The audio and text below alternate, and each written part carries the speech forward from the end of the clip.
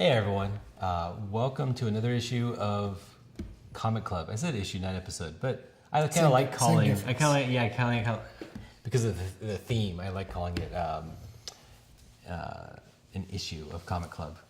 We're reviewing in this episode issue 81 of of Marvel Comics Presents, which is like issue 8 or something of Weapon X, maybe 9. Well, and as we've discovered, since they're all like half issues, maybe it was like issue 7. We managed Issue to make 5. it this many episodes, and only last episode did Leiden realize that these episodes are incredibly short and only 8 pages each. Well, no, I mean, I've been like a little flustered because I feel like there's not as much to talk about. Like we're robbing you. Well, no, it's just not as much happens in each issue. And then I went and I just counted the pages. Like, oh, there's only 8 pages. Yeah. What's happening is fantastic. Yes. It's just not a lot either. So personally, I would be really appreciative if you posted down below whether or not you felt like we just weren't going over enough content because Marvel decided to milk this story 8 pages at a time instead of 21. I honestly think because it's Marvel Presents, like maybe they had 1, 2, or maybe even 3 stories going at the same time, taking up a third of the book or half of the book. And when they made this in the trade paperback, they just pulled out the appropriate pages and, there you go. Yeah. I don't know. I'm just guessing. And then this Splash, Marvel Comics issue 81 wouldn't make sense. But I mean, whatever. Who says I know what's going on? Yeah. So I like this cover. This if there's something about it. Is it because his claws are a little more appropriate? So again, I have a thing with Wolverine's claws getting longer and longer as needed. And you could say it's just plot armor. Or needed, or maybe just as for dramatic effect. But I wonder if they did that in the movies. Like, he has different. Well, they have different sets of claws depending on what the shoot calls for, metal or wood or whatever. Yeah. But what if they were different lengths? For this shot we wanted dramatic effects, so pull out the 12-inch claws. I kind of like the idea that when you see Wolverine in a comic book, it's all in his mind. And he might punch somebody out, but then the pages you see in the comic, he's cut off a Sentinel head and he's sunk a battleship or something. You mean it's like he's at a bar and he's just embellishing everything? Yeah, but really he just punched somebody in the nose. But this cover reveals the hidden truth that really his claws are a sensible 7 inches long. And they're still pretty terrifying one-on-one. But yeah, no. Reasonable. He's got cables coming out. You've got Cornelius ready to be a badass. He's it. He's gonna save the day and shoot off the battery packs with his gun. And he kind of looks tough. Right, that's all that happens in this issue is the Cornelius and Hines show up where the professor is, start to haul him away. A few more beautiful shots of Wolverine absolutely just brutalizing everybody. Yeah. Again, this is just one of those things that I wish you could get a really good director to translate it to film. Did you see V for Vendetta? Yeah. That final granted it's a different power set or whatever, but at the end of the movie when he faces off against a gang of the government thugs, and they just blast him away, and he's it's my turn, and he comes back at them. Granted, he dies shortly after that because of his injuries. Yeah. But I always get that impression, that's what would be really interesting to watch, is they try to overwhelm him and possibly even overwhelm his healing factor. Yeah. But if he's skilled enough, if he avoids just enough damage, he'll be able to come back from it. And this type of a scene, the desperation, you could play a lot with the lights. This could be really a fantastic 2-3 minute sequence. And just this one picture alone, I feel like a kid all over again, looking at this one picture. I don't know how you were as a kid, but I know as a kid, looking at panels like this, I'd be I'm good for the next 5 minutes, imagining what actually happened. I love it. I love it. Like, not a lot of books actually push me to feel like a kid again. Yeah. But this is one of those panels. I feel like a kid again.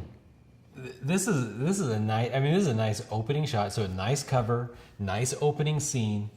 The idea that there's this many security, and they're just kind of apparently throwing themselves at him. It's pretty crazy. Like, I think Fox could have done this, but before Deadpool, they were not brave enough to do this. I would love, not Wolverine Origins, they hosed that. Yeah. But a Weapon X movie Yeah. in the vein, not in the vein of Deadpool, let's not throw in a bunch of unnecessary comedy, Yeah. but the willingness to depict it the way it should be depicted. Right? So show the appropriate level of violence. Yeah. Yeah. That Deadpool proved. Right, because I say that, kind of knowing the meta-ness around it. Mm-hmm. People are afraid that they're going to watch Deadpool and be like, oh, okay, that's what sells. Dirty humor and funny violence. And show the violence. Yeah. Like, that's not what sold. It's just Deadpool being Deadpool, which involves raunchy humor and violence. If you try to do that here, you had like a really Yeah. a bunch of bad jokes. That's not Wolverine. Won't work. Yeah, no, it won't work. But no. What Deadpool should have proven was you can be true to the source, and if the source involves intense violence and it's appropriate to the story, it'll work. If that ever happens, I really hope that we get a scene where you can see the claws coming out of the other side of a body, and you have to really wonder how is his hand stretched? You're coming off as a huge nerd right now. His fist is inside of the guy. He punched inside of him. Okay, so that fist has got to be like right about here. Yeah, he punched inside of him. Have you never punched your hand? Have you not seen the documentary Rukio or whatever? Rikio, I think is the name. It's a Japanese movie, ultra violence. It's horrific. I don't know if I actually want to. It's pretty gruesome. Like, it's punching through people, choking people out with their own intestines. It's ultra violence. This is a level of ultra violence. He punched right through the guy. I fully accept that he punched right through the guy. I just wish it was the tips of his claws coming out the other side instead of... You really hone in on that detail. You just can't get over it. I can't get over it because it's unnecessary. It's not like it's just exaggerated. Because his hand would still already be inside the guy, and it's still dramatic. It just either shows that this is all distorted through his brain-addled mind, or the artist was lazy. You're such a nerd. I wish I could draw this good, but I still feel confident that I can criticize the length of the claws. No. I mean, it's really a little more than like when I criticize Batman for his plot armor. No, it is exactly. It is really what you're getting at. Is that the claws are a cool thing. Yeah. Just like let them be what they are. Yeah. And don't have that power creep where they gotta get bigger and more impressive. Yeah, Wolverine doesn't need help. He's super cool. You don't need to exaggerate for him. He's still cool. If we're talking about Toad, you know what? Do something crazy for Toad because he needs some help. No, But I this don't is want Wolverine. that because then what they'll do with Toad is what they keep doing with fucking Killer Croc. I love Killer No, Croc. they keep jumping the shark. Like when he was in the animated series, Mm-hmm. and he was just a poor circus freak who was kind of strong and probably cannibalistic. Like It happens. Well, I mean, he was endearing. Like actually, honestly, one of the few good things in Suicide Squad was what they did in camera for Killer Croc. They didn't do a good job with the character. Huge missed opportunity. Yeah.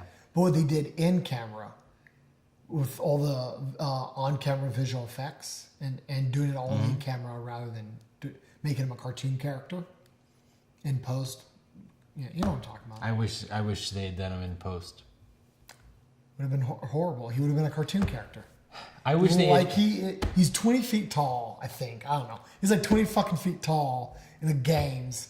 In one of the cartoon movies I just watched, because I'm a big kid, I watch cartoon movies still. He's got a giant tail and he's like 9 feet tall. I like Like him there's 9 feet tall. nothing relatable. I like him being 9 feet tall. I would have been happy to do it in scene, but do him like Gandalf to the hobbits. That would have been okay with me. I just wanted him to be bigger Well, okay, all right. Well, I mean, I'll accept him being bigger, but no, I'm talking about the cartoon where he turns into Spider-Man's the Lizard, and it starts to become like gene therapy stuff.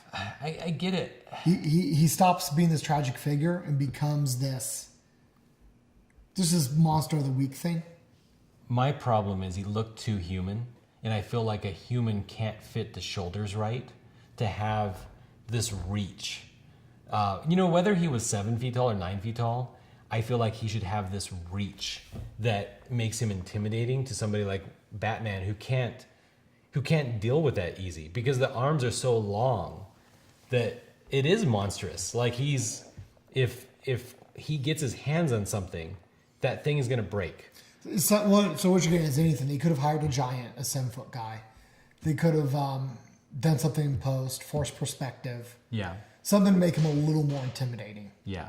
Because I just didn't feel like he was intimidating in that show. But you're not necessarily talking about a 9-foot, 11-foot tall cartoon lizard No, I thrashing around on screen. it's something where I think CG is at its best when it allows you to like enhance or exaggerate real things. Well, that's what they're doing here. They're enhancing and exaggerating.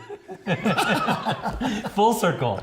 Leiden brought us back. And then just like they did in X-Men Origins when Wolverine like played his little claws together. Do you remember that?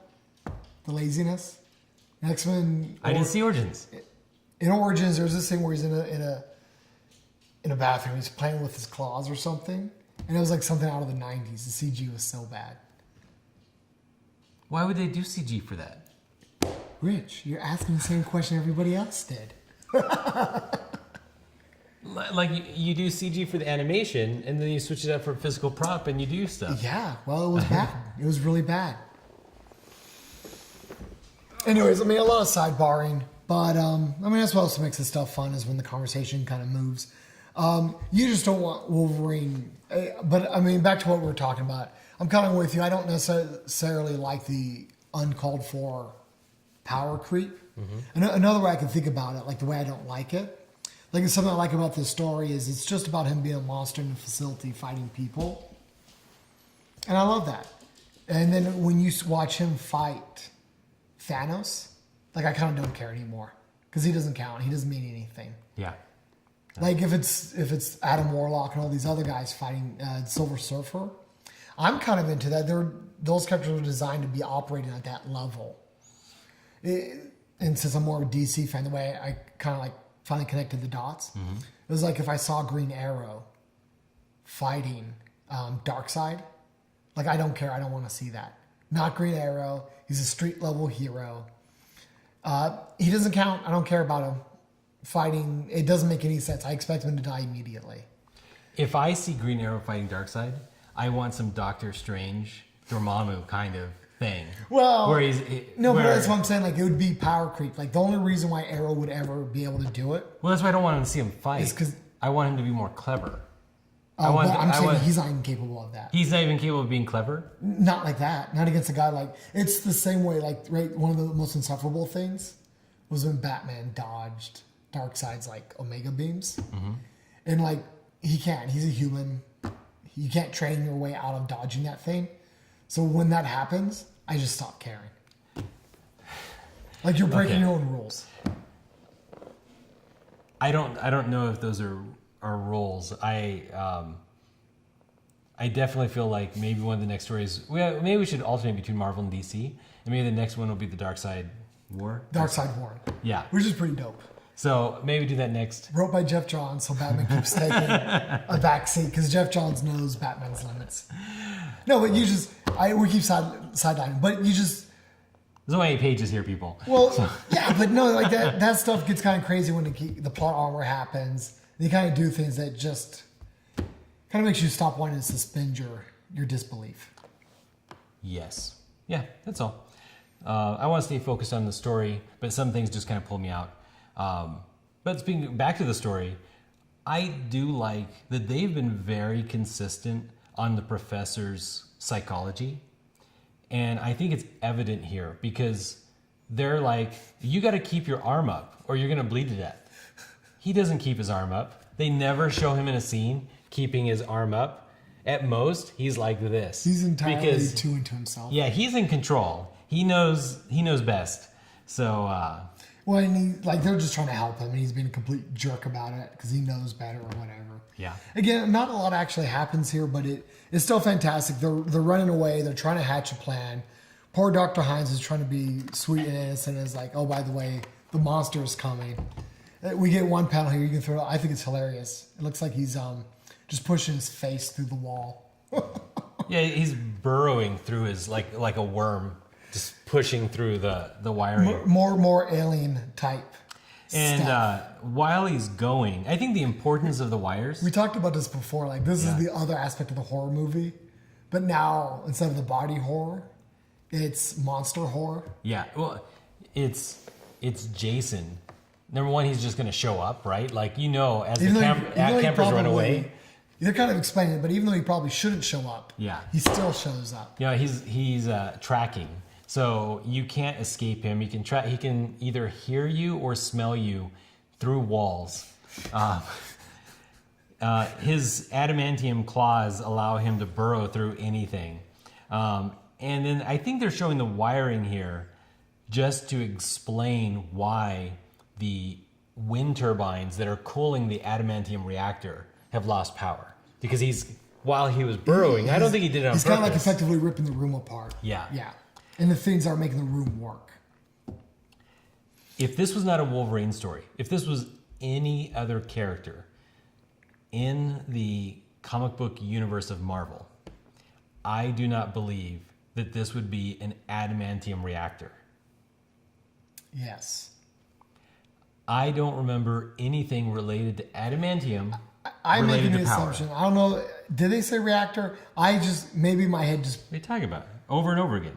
I was going to say, I'm assuming my head just fits in what actually makes sense. Like I ignore the words they're using and I plop in what makes sense. Is that they've got like a lot of unstable adamantium in like vats getting ready to be used. Like it's difficult to maintain the metal. And the cooling system that allows them to keep it in a liquid state is going to fail, and that's a problem. I think that's where my head went to automatically, because it doesn't make sense otherwise. And to be fair, they're getting power from the turbines up above, so like wind power. So maybe when they say reactor, it is like just a radioactive process to keep the adamantium in a liquid state. And so it is a reactor. It's not a power reactor. It's not power. It's not making power. Yeah. I just don't know if I feel good about that name. All right, everyone. So we were geeking out, and we went over the 20-minute limit of our camera without noticing. What I like to point out is, as hard as we try really hard. We try really hard. We try really hard. I don't want anybody to make a mistake because I think we got kind of like pretty pictures. I think we're blocked well. I mean, the audio sounds good. Yeah. But we're amateurs. We're not professionals. Yeah. Especially the YouTube format, the DSLR format. We're not professionals. Yeah. That's the unfortunate truth because we hit the 20-minute mark. It don't always. We got a clock because we think that's a good idea. And we're like, oh man, this is running long, don't you think? Yeah, this is running. And then no, we've just blown way past it. Yeah. Way past it. And we're like, hey, by the way, we just talked for like an hour, but I think the camera stopped. Oh shit. So with that, we're going to wrap this issue up. Yeah. And go into the... Was it a good issue? It was a great issue. Yeah. There's the adamantium reactor thing and stuff. I don't know. But... I mean, the whole book's good. Whole book's good. I like this book too. I liked what was going on. You're giving the impressions you're being given of Logan and his behavior towards the professor and Hines. Yeah, this is like the last of the classic horror movie issues where now the trope is they're being hunted and there's no stopping him. He's going to come for them. And they're doing everything they can and thinking and stuff. Yeah, this is a good issue. Just as good as the rest. Yeah. Yep. So with that, join us next time with Comic Club. Bye, guys.